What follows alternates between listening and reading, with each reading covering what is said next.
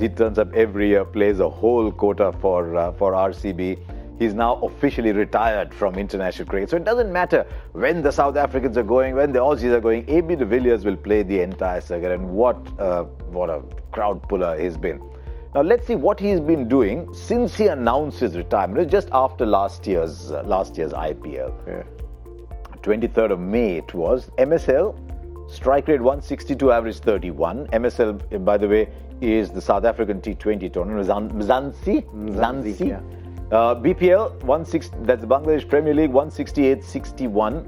At the PSL, it tends to be more of a bowler's tournament. Average is high, the strike rate was a little down. And this year, you look at this year and say, did APD light up this tournament? I don't know. If I'm asking, maybe he didn't. But average 54, strike rate 153. He's had a good tournament. But he's not playing for South Africa. Yeah, you create your own expectations just on whether he did or didn't light up the tournament, and fireworks is what you expect from de Villiers. So if he just gets a 50 and 50 and a 50, or 5 of them, it's compared to, say, the fireworks of what we've seen from Russell. He's still been good, but I would agree he hasn't really lit it up with any massive knocks, but still been really good for them. South Africa will miss him. I think they would love to have him available, but they've known about it for a year. I think Faf is looking up there and saying, hey, AB, you're looking all right, man. What is it that RCB has that South Africa doesn't? I don't think he can afford to. I think it'll give him nightmares if he does. But no, AB's made his decision a while back, and South Africa have planned in and around not having him there.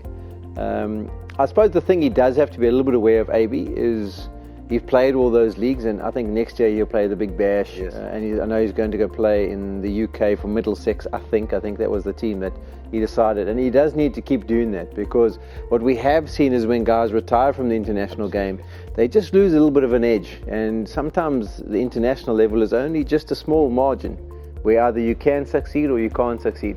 And what you would notice if things start to rub off and start to show that he hasn't been in touch and he's not as sharp as he would be maybe against the quick bowlers. That's a sort of telltale sign. And then maybe also his reading of spin. I know his facts and figures about spin on this tournament.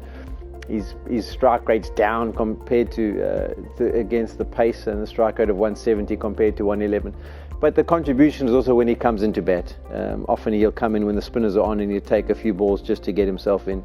He's got out a couple of times to the googlies. And when he really starts to fire, as we were discussing earlier, was the last 4 overs of the tournament or of the innings. And that's when the seam bowlers are operating. That's why he's so destructive to them. But I think he's still class. I just think he does need to keep things ticking over, and that's why I'm not surprised he's decided to play a few more leagues, just to make sure that when he comes out, he's sharp. We've seen that with big players.